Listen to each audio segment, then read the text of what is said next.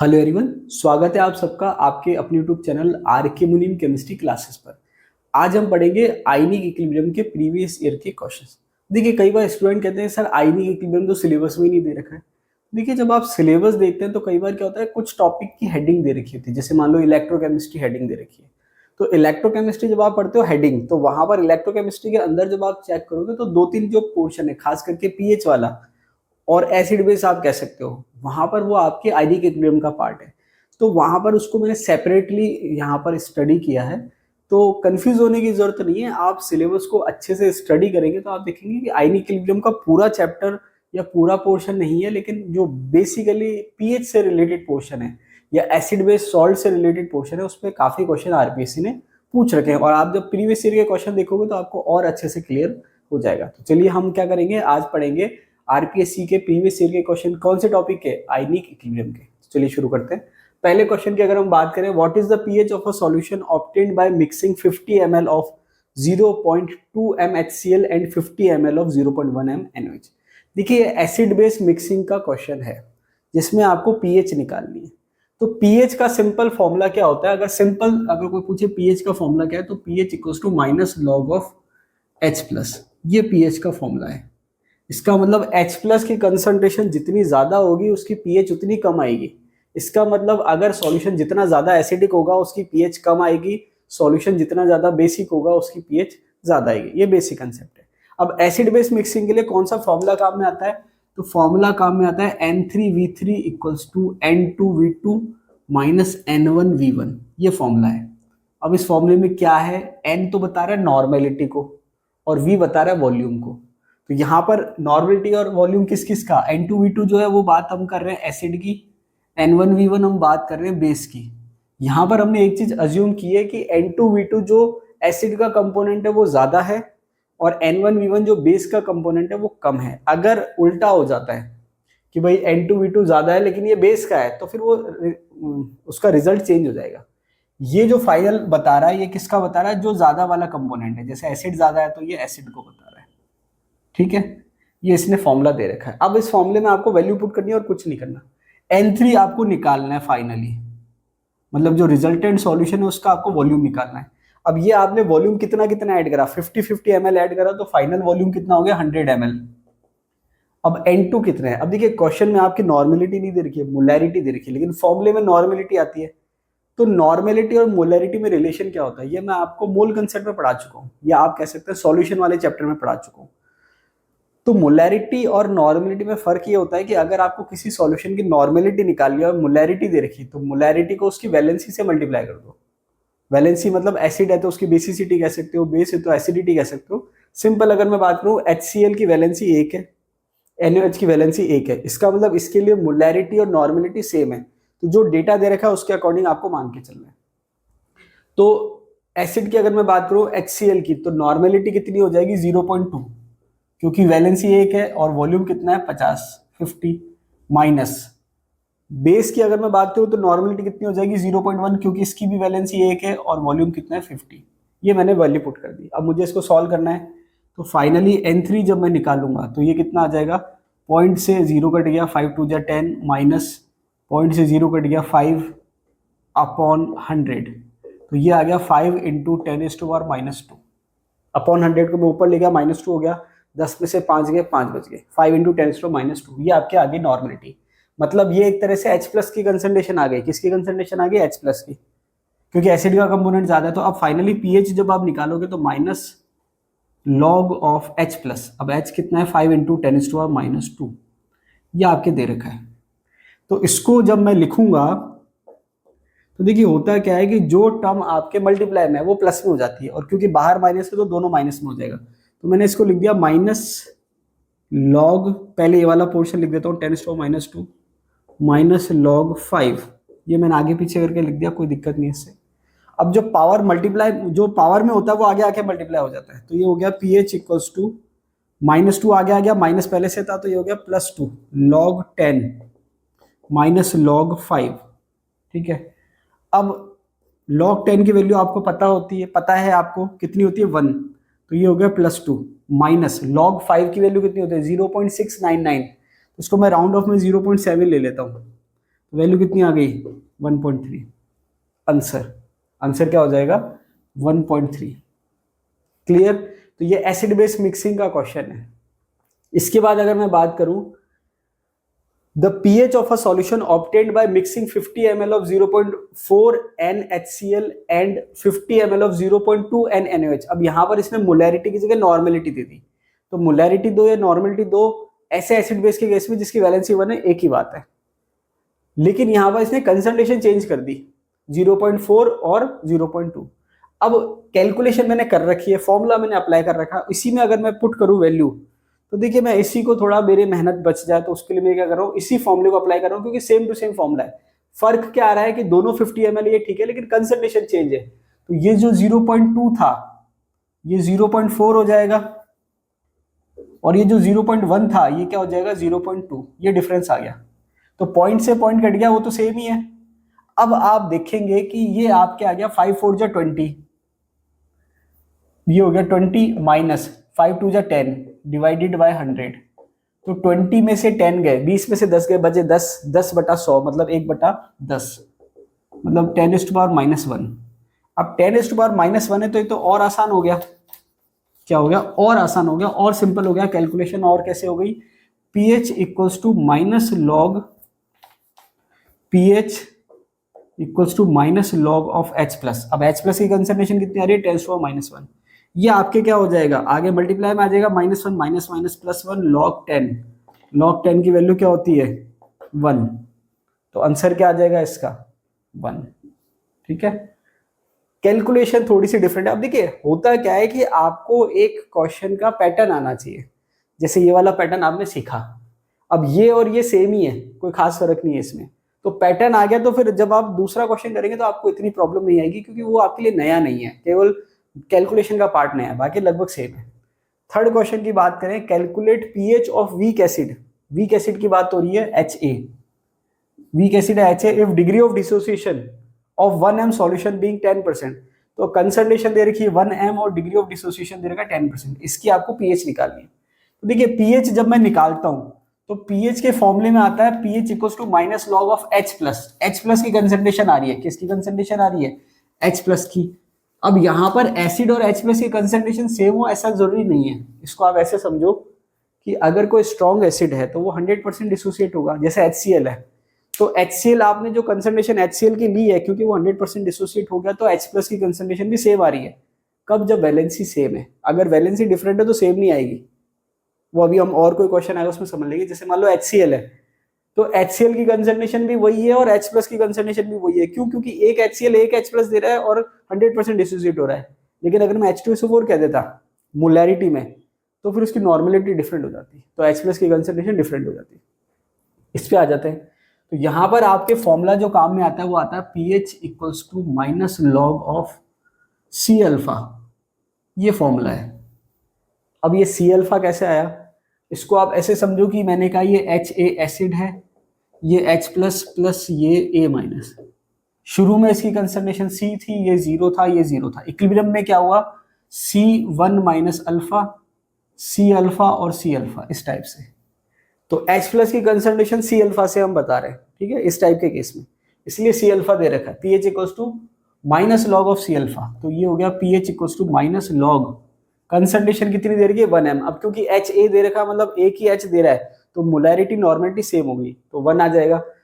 10% alpha है, इसका मतलब डेसिमल में कितना है 0.1, तो C की वैल्यू हो गई 1 और ये हो गया 0.1, 10⁻⁻1 आप कह सकते हो। pH equals to minus log 10⁻⁻1। इसको जब आप सॉल्व करोगे -1 आगे आ जाएगा, +1 log 10।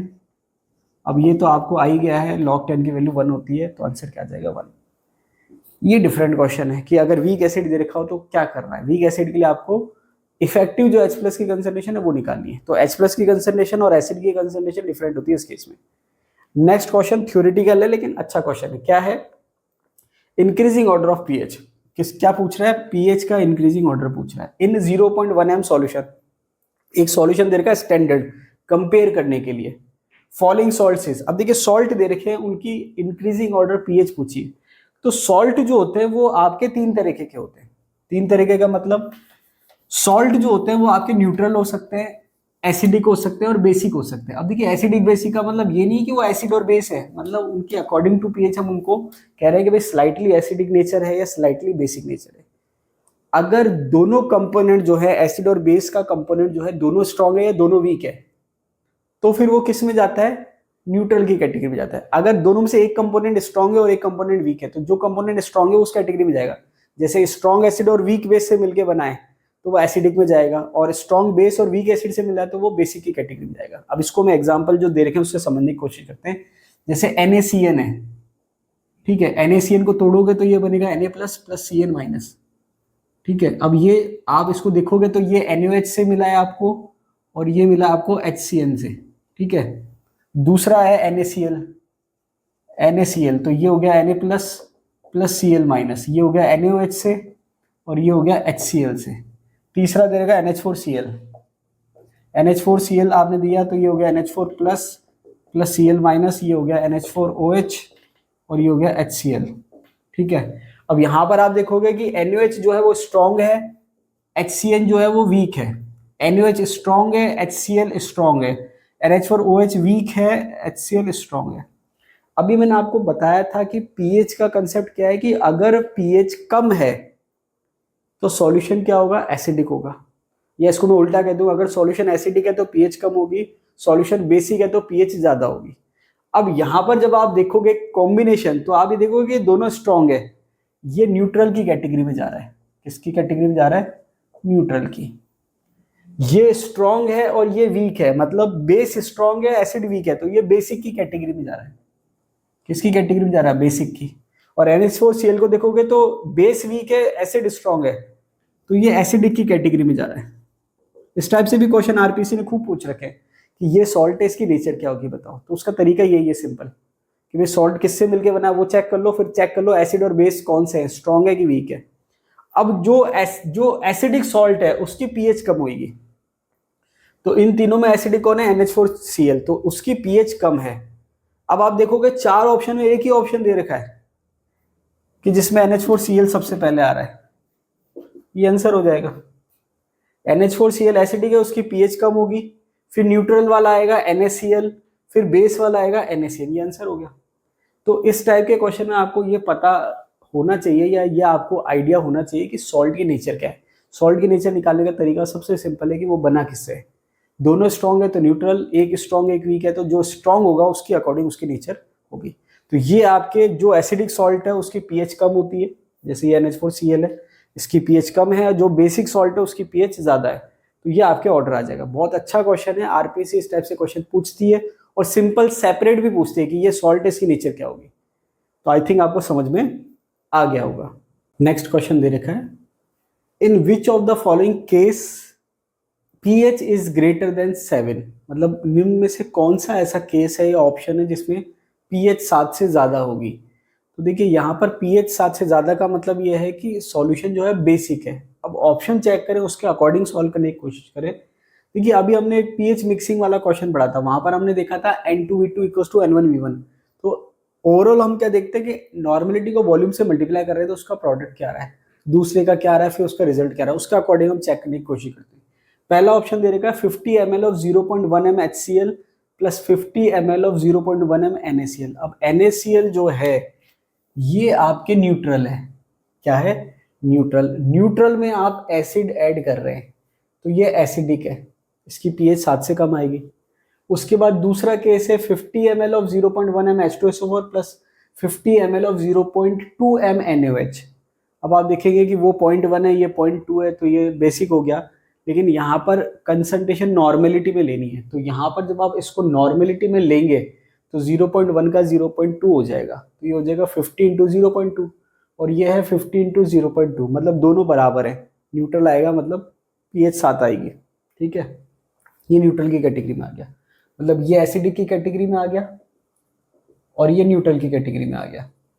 अब क्योंकि मैंने आपको एक दो क्वेश्चन सॉल्व करवा रहे हैं इसलिए मैं आपको डायरेक्ट शॉर्ट में बता रहा हूँ। अब बिल्कुल छोटी छोटी चीजें मल्टीप्लाई करके यहाँ लिखूँ इसका कोई आई थिंक नीड नहीं है।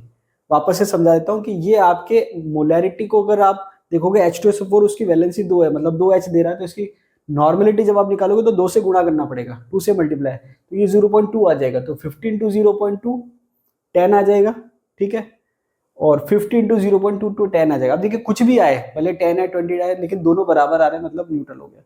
उसके बाद थर्ड ऑप्शन की अगर हम बात करें, 50 ml और 0.1 m और 50 ml और 0.1 m, दोनों की कंसंट्रेशन बराबर आ रही है, लेकिन एक फैक्टर है जो कि इंपॉर्टेंट है, वो क्या है कि ये वीक एसिड है। ये क्या है? Weak acid. और ये क्या है? Strong base. दोनों की एन और वी तो बराबर आ रहा है, लेकिन वीक और स्ट्रॉन्ग का कंसेप्ट है। तो यहाँ पर जब वीक एसिड होता है तो वहां पर हम क्या करते हैं, उसकी डिग्री ऑफ डिसोसिएशन भी चेक करते हैं। इसके अलावा नीचे वाला ऑप्शन भी चेक कर लेते हैं, अकॉर्डिंग टू ऑप्शन हमको जाना है। ये दे रखा है 50 ml ऑफ 0.1 m HNO3, जो कि स्ट्रॉन्ग है, और अमोनिया कंपेरेटिवली वीक बेस आप कह सकते हो। तो यहाँ पर ये स्ट्रॉन्ग है और ये वीक है, ठीक है।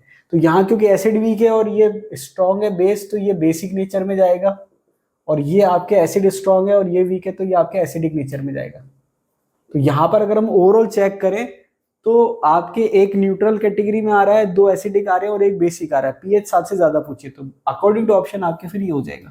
इसका कारण क्या है कि एसिडिक एसिड वीक एसिड है, अगर स्ट्रॉन्ग एसिड होता तो न्यूट्रल हो जाता। आई थिंक समझ में आ गया होगा आपको।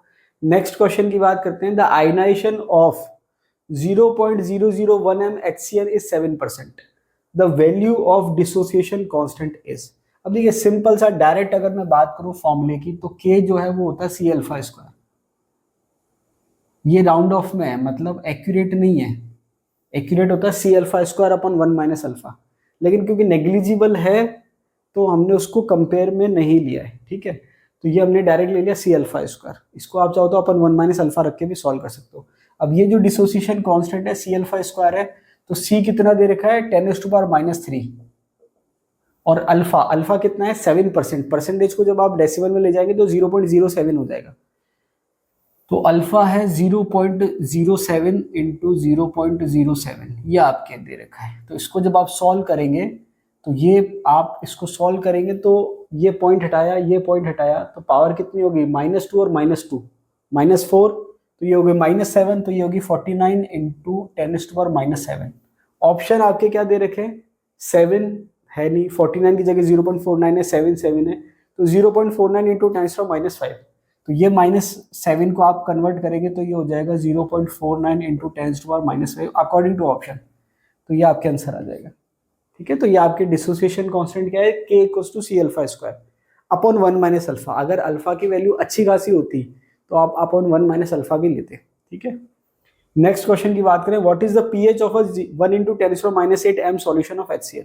अब पहली बार में जब आप क्वेश्चन देख रहे हैं तो आप देखेंगे कि कंसंट्रेशन 10⁻8 है, तो आप जब पीएच निकालेंगे तो pH equals to minus log of H plus, और आप फिर क्या लिखेंगे माइनस लॉग 10⁻8, तो आपका आंसर आ जाएगा 8। लेकिन अगर आप थोड़ा सा दिमाग लगाएंगे खुद का तो आप सोचेंगे कि 10⁻⁻ मतलब पीएच 8 आ रही है, इसका मतलब सॉल्यूशन बेसिक है।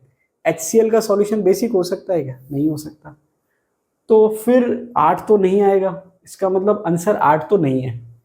तो ऐसा क्यों हो रहा है, इसके पीछे रीजन क्या है? तो देखिए इसका लॉजिक क्या है कि जब हम पीएच निकालते हैं तो पीएच में हम H प्लस की कंसंट्रेशन को चेक करते हैं। तो H प्लस की कंसंट्रेशन हम एसिड की लेते हैं, लेकिन आपको ये ध्यान रखना होता है कि साथ में वाटर भी है। साथ में क्या है? वाटर भी है। अब होता क्या है कि हमको ओवरऑल H प्लस की कंसंट्रेशन जब निकालनी है तो दोनों को ऐड करना है। क्या करना है? ऐड करना है, मतलब जितनी भी H प्लस की कंसंट्रेशन है उसको ऐड करना है। अभी जैसे मैंने आपको एसिड और बेस मिक्सिंग का बताया, इसके अलावा एसिड और वाटर की मिक्सिंग का भी क्वेश्चन होता है, या एसिड और एसिड की मिक्सिंग का भी क्वेश्चन होता है। वो आपके अभी तक आया नहीं है, आएगा जब मैं आपको बता दूंगा। तो यहाँ पर क्या है कि ये इसने H प्लस की कंसंट्रेशन दे रखी है एसिड की, लेकिन इसने वाटर की नहीं दे रखी। अब क्योंकि नॉर्मल जब हम एसिड की कंसंट्रेशन लेते हैं तो वो काफी ज्यादा होती है, तो वाटर की जो H प्लस की कंसंट्रेशन है उसको हम ऐड करें तो उससे कोई फर्क नहीं पड़ता रिजल्ट पे, नेग्लिजिबल हो जाती है। लेकिन यहाँ नेग्लिजिबल नहीं है। कहने का मतलब ये हुआ कि जो H प्लस की कंसंट्रेशन है वो 2 से मिलकर बन रही है, एसिड से और वाटर से। वाटर आपको पता है कि वाटर के अंदर H प्लस की कंसंट्रेशन जो होती है वो होती है 10⁻⁷। अब बाकी जो एसिड हमने लिया, जैसे मान लो 1 m ले लिया या 0.1 m ले लिया, तो वो होगी 10⁻⁻1। तो 10⁻⁻1 में 10⁻⁷ जोड़ते तो -7 बहुत नेग्लिजिबल होता है, लेकिन यहाँ पर नेग्लिजिबल नहीं है। तो अब जब आप H प्लस की कंसंट्रेशन निकालोगे तो ये आएगा आपके 10⁻⁷ प्लस 10⁻⁸। ये H प्लस की कंसंट्रेशन आएगी। और फिर इसको जब आप सॉल्व करेंगे तो ये थोड़ा सा लेंदी आप कह सकते हो 10⁻⁻7 अगर आप कॉमन लेते हो तो ये आपके आ गया, या -8 कॉमन लेते हो तो ये आपके आ गया 10। भाई इसके पावर मैंने पावर जो है 10 से मल्टीप्लाई भी करा, डिवाइड भी करा, डिवाइड वाले ने -8 कर लिया, 10 बच गया, +1। तो ये हो गया फाइनली 11 इंटू 10⁻⁻8, या फिर आप कह सकते हो 1.1 इंटू 10⁻⁻7, कैसे भी आप कह सकते हो। अब जब आप इसको सॉल्व करोगे, pH equals to minus log, अब आप इसको ऐसे कह लो 11 इंटू 10⁻⁸, तो ये आपके आ जाएगा pH इक्वल्स टू 8, जो कि -8 से आया है, और ये आपके माइनस आ गया, और ये आ जाएगा -log11। अब आपको ध्यान ये रखना है कि log 10 की जो वैल्यू होती है वो 1 होती है, तो log 11 की जो वैल्यू आएगी वो 1 से थोड़ी सी ज्यादा आएगी। log 10 की वैल्यू कितनी होती है? 1। बता देता हूं आपको, log 10 की वैल्यू होती है 1 और log 100 की वैल्यू होती है 2। तो अगर log 11 है मतलब 1 से थोड़ा सा ज्यादा आएगा, तो 1 से थोड़ा सा ज्यादा मतलब 7 से थोड़ी सी कम आएगी pH। तो ऑप्शन जब आप चेक करोगे, 8 दे रखा है ये नहीं होगा, 7 दे रखा है ये नहीं होगा, और 1 दे रखा है ये नहीं होगा, ये आएगा 6.9। लेकिन अगर क्वेश्चन में वो ऐसे नहीं लिखता कि भाई MHCl जो है मतलब 10⁻⁸ MHCl, ऐसे नहीं लिखता, सीधे सीधे लिखता कि H प्लस की कंसंट्रेशन है 10⁻⁸, तो वहां पर खेल खत्म हो गया। खेल खत्म का मतलब उसने कुछ नहीं कहा कि एसिड है, वाटर है, क्या है, सीधे सीधे H प्लस की कंसंट्रेशन दे रखी है, तो वहां पर सीधा आंसर आ जाएगा 8। तो ध्यान ये रखना है कि उसने दे क्या रखा है, H प्लस की कंसंट्रेशन दे रखी है या एसिड की कंसंट्रेशन दे रखी है, दोनों में फर्क है। नेक्स्ट क्वेश्चन की बात करें, a solution with pH equals to 3 is more acidic than a solution with pH equals to 6 by a factor of. अब ये कह रहा है दो सॉल्यूशन है, एक है pH 3 का, एक है pH 6 का, दोनों ही एसिडिक है, लेकिन ये कह रहा है कि जो pH 3 वाला सॉल्यूशन है वो कितने गुना ज्यादा एसिडिक है। सिंपल सा है, अब यहां पर आपको क्या करना है, उल्टा करना है। उल्टा इन द सेंस pH दे रखी है, आपको H प्लस की कंसंट्रेशन निकालनी है। तो अभी तक तो आपको समझ में आ गया होगा कि जितनी भी 10 की पावर माइनस में होती है वो उसकी pH आ जाती है। जो भी पावर होती है, जैसे मान लो मैं अगर कहूं pH equals to minus log of H plus, H plus की जगह मैंने कह दिया 10⁻⁻x, तो pH सीधी सीधी आ जाएगी x। ये हमने अभी थोड़ी देर जब कैलकुलेशन करी है उससे हमको एक्सपीरियंस हो गया होगा। अब मुझे क्या करना है, pH 3। तो अगर आपसे कोई पूछे कि भाई pH जो है वो 3 है सॉल्यूशन की, तो इसकी कंसंट्रेशन कितनी आएगी, तो इसकी जो नॉर्मेलिटी आएगी वो आएगी 10⁻⁻3। इतना तो मुझे पता है। अब इसको आप क्रॉस चेक करके देख लो, -3 की pH लोगे तो 3 आ जाएगी। दूसरा जो सॉल्यूशन है pH 6 का, इसकी आपने जो निकालोगे नॉर्मेलिटी तो ये आ जाएगी 10⁻⁻6। ठीक है, अब ये पूछ रहा है कि भाई 10 ये जो pH 3 वाला वो कितने गुना ज्यादा एसिडिक है, तो pH 3 की कंसंट्रेशन है 10⁻⁻3 और pH 6 की कितनी है, तो ये मैंने कह दिया pH 3 अपॉन pH 6, ये मैंने रेशियो ले लिया इसका। तो ये 10⁻³ और ये 10⁻6, इसको जब आप सॉल्व करोगे तो ये आपके फाइनली आ जाएगा 10⁻3। तो ये आ गया 1:10⁻3, मतलब 10 की घात 3, मतलब 1000 टाइम ज्यादा एसिडिक है। तो कितना गुना एसिडिक है वो हम H प्लस की कंसंट्रेशन के सेंस में लेते हैं। तो ये हमने सॉल्व कर लिया कितने गुना एसिडिक है। नेक्स्ट क्वेश्चन चलते हैं। नेक्स्ट क्वेश्चन डिफरेंट है थोड़ा सा, फॉर्मूला डिफरेंट काम में आएगा, बता देता हूं मैं आपको। देखिए नेक्स्ट क्वेश्चन क्या कह रहा है, नेक्स्ट क्वेश्चन कह रहा है the ratio of concentration of H plus in two separate, the ratio of concentration of H plus, दो H प्लस की कंसंट्रेशन लेनी है, मतलब दो अलग अलग एसिडिक सॉल्यूशन है, उसमें H प्लस की कंसंट्रेशन का रेशियो लेना है। The ratio of concentration of H plus in two separate 1.0 m solution of acid HA1, जिसके Ka की वैल्यू दे रखी है 9.8 into 10⁻⁵, and 1.0 m solution of acid HA2, Ka दे रखा है 2 इंटू 10⁻6 इज। तो यहां पर आपको क्या करना है, the ratio of concentration of H plus. तो जब आप H प्लस की कंसंट्रेशन का रेशियो ले रहे हो, इसका मतलब आप कह रहे हो HA1 अपॉन HA2, इस टाइप से, मतलब एक एसिड और दूसरे एसिड में जो H प्लस की कंसंट्रेशन का रेशियो है वो जब आप ले रहे हो तो वो उसका फॉर्मूला दे रखा है √Ka1 अपॉन Ka2, ये फॉर्मूला है। मतलब जब आप H प्लस की कंसंट्रेशन का रेशियो निकालोगे या एसिडिक स्ट्रेंथ का रेशियो निकालोगे, तो HA1 अपॉन HA2 जब आप लिखते हो तो वो रूट में आएगा Ka के फॉर्म में, तो Ka दे रखा है उसको रूट के फॉर्म में लेना है। इसको आप सॉल्व कर लो, तो Ka1 कितना दे रखा है 9.8 इंटू 10⁻⁻5। दूसरा कितना है 2 इंटू 10⁻⁻6 और ये रूट के फॉर्म में है। इसको आपको सॉल्व करना है। तो ये -6 है और ये -5 है। तो -5 को जब आप -6 करोगे, मैं यही कर देता हूँ, -6 कर दिया, ये पॉइंट हट गया, ठीक है, क्योंकि एक पावर माइनस में बढ़ा दी तो ये पॉइंट हट गया। तो ये -6 से -6 कैंसिल आउट हो गया और ये आपके आ जाएगा 49 7। तो इसका आंसर हो जाएगा 7:1। तो इस टाइप के क्वेश्चन भी आरपीएससी ने पूछ रखे, तो वहां पर आपको फॉर्मूला ध्यान रखना है। एसिडिक स्ट्रेंथ का रेशो या H+ की कंसंट्रेशन का जो रेशो है दो एसिड के लिए, वो आएगा √Ka1/Ka2।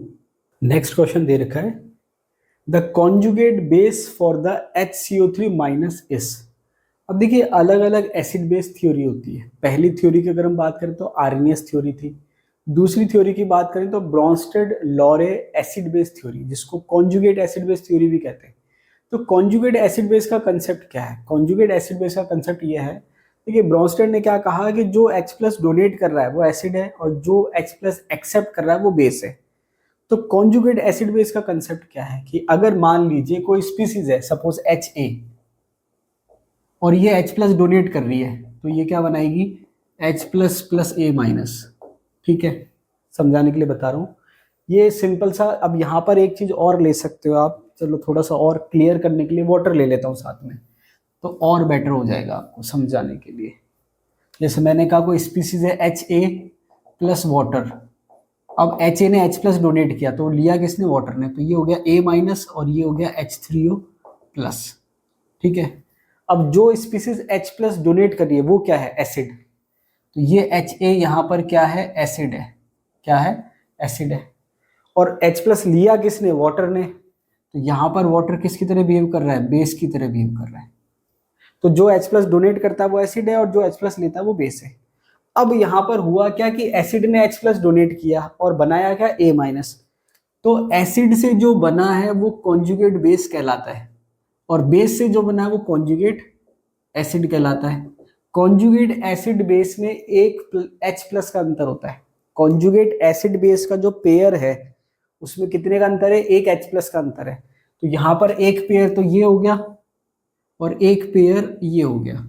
दोनों में एक H+ का अंतर है। जिसमें H ज्यादा है वो एसिड है, जिसमें H कम है वो बेस है। तो देखो इसमें H ज्यादा है ये एसिड है, इसमें H कम है ये बेस है, इसमें H कम है ये बेस है, इसमें एक H ज्यादा है ये कॉन्जुगेट एसिड है। तो यहां पर ये कह रहा है conjugate base for the HCO3- is. तो इसका मतलब कॉन्जुगेट बेस पूछ रहा है, मतलब ये किसकी तरह बिहेव करेगा? एसिड की तरह। तो एसिड की तरह बिहेव करेगा मतलब एक H+ त्यागेगा तब जाके कॉन्जुगेट बेस बनेगा। तो एसिड और बेस में एक H+ का अंतर है। इसका बेस पूछ रहा है तो बेस में एक H+ कम होगा, तो आंसर हो जाएगा CO3 2-।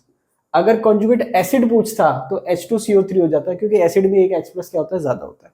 ठीक है, आई थिंक सिंपल है, बहुत ज्यादा टिपिकल नहीं है। नेक्स्ट क्वेश्चन दे रखा है the pK of acetic acid and pKb of ammonium hydroxide are 4.76 and 4.75 respectively. The pH of ammonium acetate solution is. तो ये अमोनियम एसिटेट जो है वो एक सॉल्ट है और सॉल्ट का अगर कोई pH पूछता है तो वो एक तरह से सॉल्ट हाइड्रोलाइसिस का केस है। किसका केस है? सॉल्ट हाइड्रोलाइसिस का। तो यहाँ पर बहुत ज्यादा डिटेल में थ्योरी ना बता के सिंपल सा अगर मैं आपको कहूँ कि सॉल्ट हाइड्रोलाइसिस के केस में क्या होता है कि कम से कम एक पार्ट वीक होना चाहिए। अगर दोनों पार्ट स्ट्रॉन्ग है तो फिर pH 7 हो जाएगी। जैसे NaCl है, दोनों स्ट्रॉन्ग है NaOH और HCl, तो pH 7 हो जाएगी। लेकिन अगर एक भी वीक है तो फिर आप उसकी pH कैलकुलेट कर सकते हो। तो यहाँ पर आपके अमोनियम एसिटेट जो है दोनों वीक है। दोनों वीक का मतलब अमोनियम हाइड्रोक्साइड भी वीक है और एसिटिक एसिड भी वीक है। Ammonium acetate NH4COO CH3CO NH4 जो भी आप कहना चाहो, अमोनियम एसिटेट CH3COO NH4, ये अमोनियम एसिटेट है। तो इससे आपके क्या बनेगा? एसिटेट और अमोनियम आयन। अब यहाँ पर वीक एसिड और वीक बेस का जब आप pH निकालोगे तो उसका फॉर्मूला मैं आपको डायरेक्ट बता देता हूँ। pH = 7 + ½ pKa - ½ pKb। अलग अलग फॉर्मूले हैं अलग अलग टाइप के सॉल्ट के लिए। भाई स्ट्रॉन्ग एसिड वीक बेस के लिए अलग है, वीक एसिड स्ट्रॉन्ग बेस के लिए अलग है, दोनों वीक है तो अलग है। तो यहाँ पर क्वेश्चन है दोनों वीक है, तो उसके लिए फॉर्मूला ये है p H equal to 7 plus half p K minus half p K B, ये फॉर्मूला है। इसमें आप वैल्यू पुट करो, सॉल्व कर लो। वैल्यू पुट कर देता हूँ 7 प्लस हाफ पी के कितना दे रखा है, I think 4.76 minus half p के भी कितना है 4.75, इसको सॉल्व कर लो। तो ये हो गया आपके 7 प्लस, अब ये 1 मैंने कॉमन ले लिया तो ये हो गया 4.76 माइनस 4.75। अब सॉल्व आपके ऊपर है कैसे करते हो आप।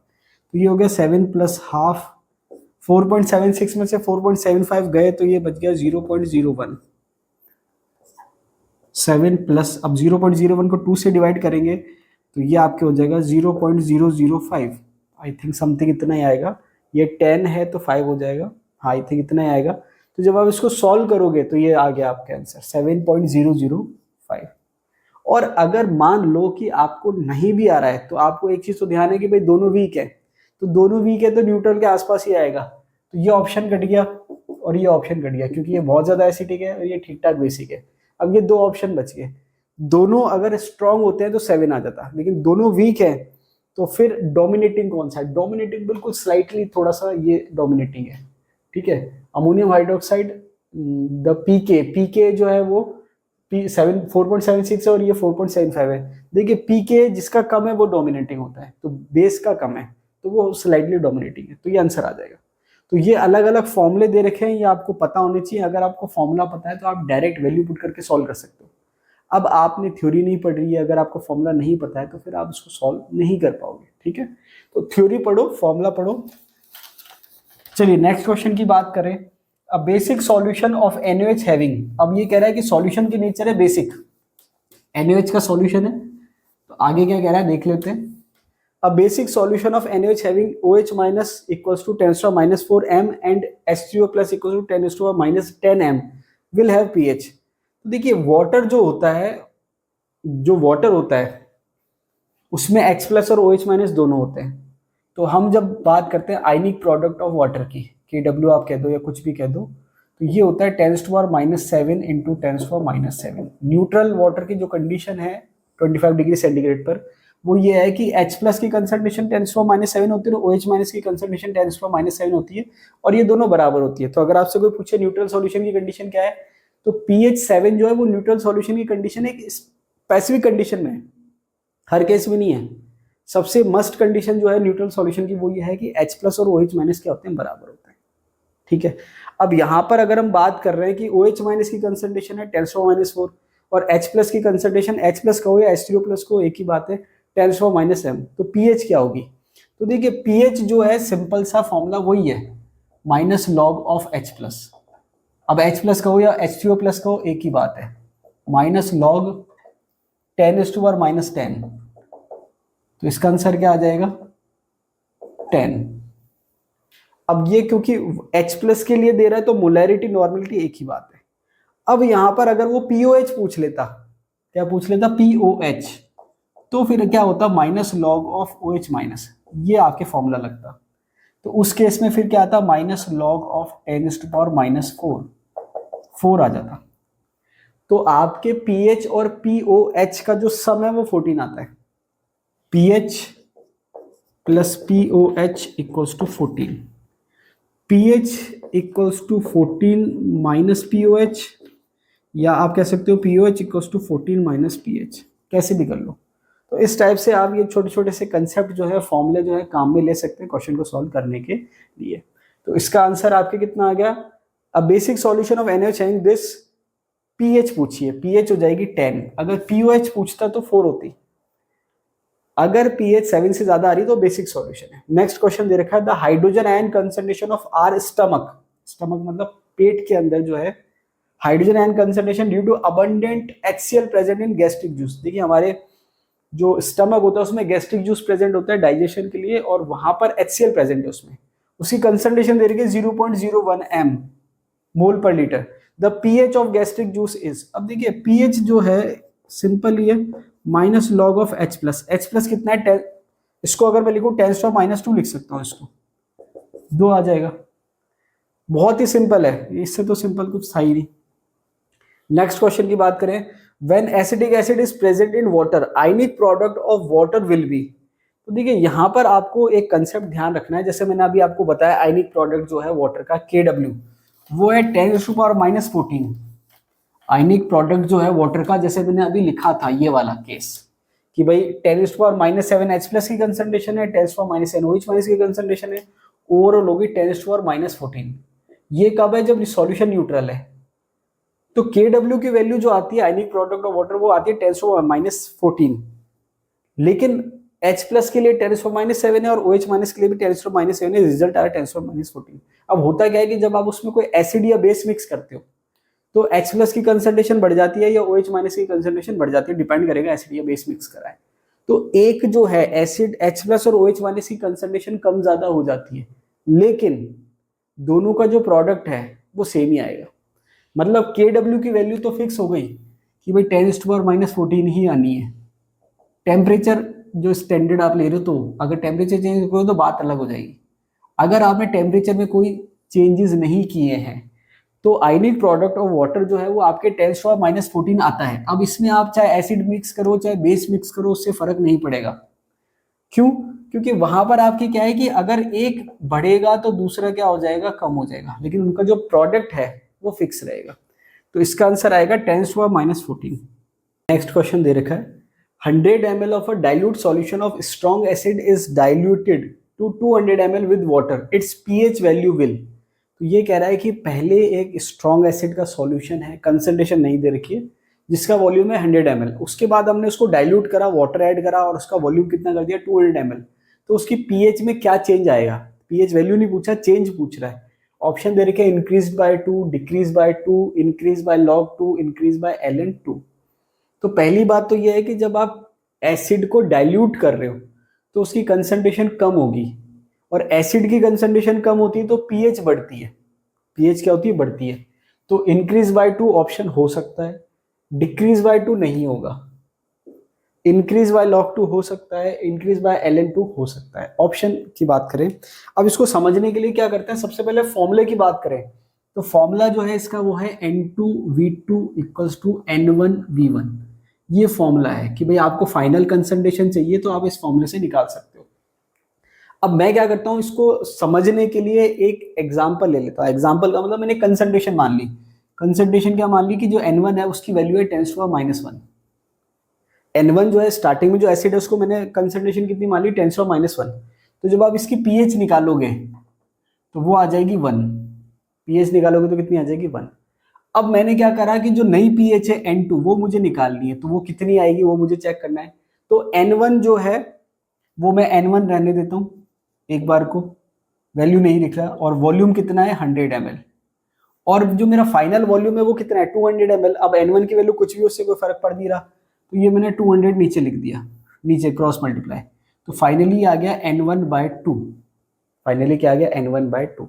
तो अब जब मैं पीएच लूंगा तो pH equals to minus log of H plus. अब यहां पर अगर मैं N1/2 ले रहा हूं तो N1 की वैल्यू मैंने कितनी ली 10⁻⁻1 और डिवाइडेड बाय 2, ये मैंने ऐसे लिख दिया।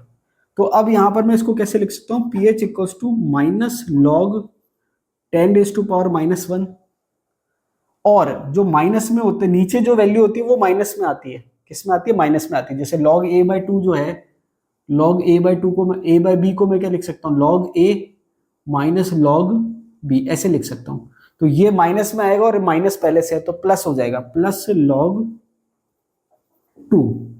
अब यहां पर क्या है कि ये वाला फैक्टर तो कॉमन है जो हमने स्टार्टिंग में लिया था, इसकी वैल्यू कितनी आ जाएगी 1 प्लस log 2।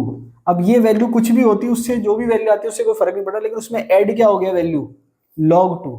इसका मतलब पीएच कितने से बढ़ जाएगी, log 2 से बढ़ जाएगी। तो इसका आंसर क्या होगा, इंक्रीज बाय log 2। ठीक है, तो यहां पर इसने इस फॉर्म में पूछा है, वो कोई कंसंट्रेशन दे के फिर वो नए वाले सॉल्यूशन की पीएच भी पूछ सकता है। चलिए कोई बात नहीं। नेक्स्ट क्वेश्चन दे रखा है, a solution of 0.1 m acetic acid is found to be ionized to the extent of 1.43% at 25 degree centigrade. The dissociation constant of the acid at this temperature is. अब देखिए डिसोसिएशन कांस्टेंट का एक question हमने पहले भी करा था। तो डिसोसिएशन कांस्टेंट का फॉर्मूला क्या है, K equals to C⁴²। Dissociation constant का फॉर्मूला क्या है, K इक्वल्स टू C⁴²। यहाँ पर हमने मान के चला है कि अल्फा की वैल्यू नेग्लिजिबल है, तो एक्चुअल में क्या फॉर्मूला होता है, k equals to C alpha square upon 1 minus alpha, जो कि अल्फा नेग्लिजिबल मानते हैं तो ये हो जाता है k equals to C alpha square.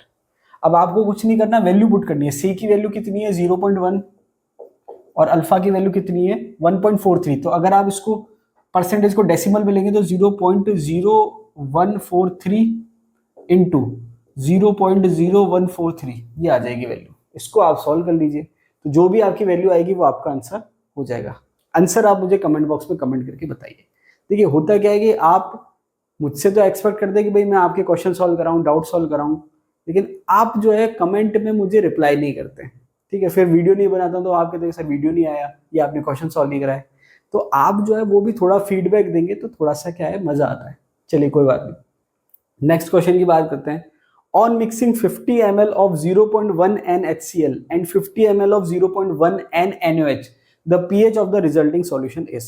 अब यहाँ पर क्या है कि जो फाइनल आप निकालते हो N3V3 वो आपने क्या निकाला N2V2 माइनस N1V1, फिर हम कहते हैं कि जो ज्यादा होगा उसके हिसाब से रिजल्टेंट आएगा। अब यहाँ पर अगर मैं N2 एसिड को लूं तो ये हो गया 50 इंटू 0.1, और अगर मैं दूसरा बेस को लूं तो ये हो गया 50 इंटू 0.1, और दोनों ही क्या है स्ट्रॉन्ग है, तो दोनों की वैल्यू बराबर आ रही है, मतलब ओवरऑल वैल्यू आ जाएगी 0। इसका मतलब जो रिजल्ट आ रहा है वो ना तो एसिडिक है ना बेसिक है, तो सॉल्यूशन की पीएच आएगी 7। ठीक है, इसका आपको ध्यान रखना है। नेक्स्ट क्वेश्चन दे रखा है dissociation constant of two acid, दो एसिड के डिसोसिएशन कांस्टेंट दे रखे हैं, देन देयर रिलेटिव स्ट्रेंथ में बी गिवन एज। तो मैंने आपसे कहा था रिलेटिव स्ट्रेंथ जब आप निकालते हो तो उसका सिंपल सा फॉर्मूला है Ka1 अपॉन Ka2, रूट के अंदर वैल्यू पुट कर दो आप।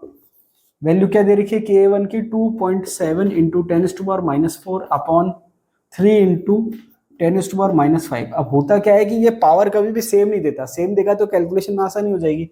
ये पावर -5 है, अगर इसको मैं ऊपर पावर -4 को -5 करूंगा तो ये पॉइंट हट जाएगा, तो ये आपके पावर कट गई, ये हो गया 3 9 जा 27, तो 9 का रूट लेंगे तो 3 आ जाएगा, तो आंसर आ जाएगा 3:1।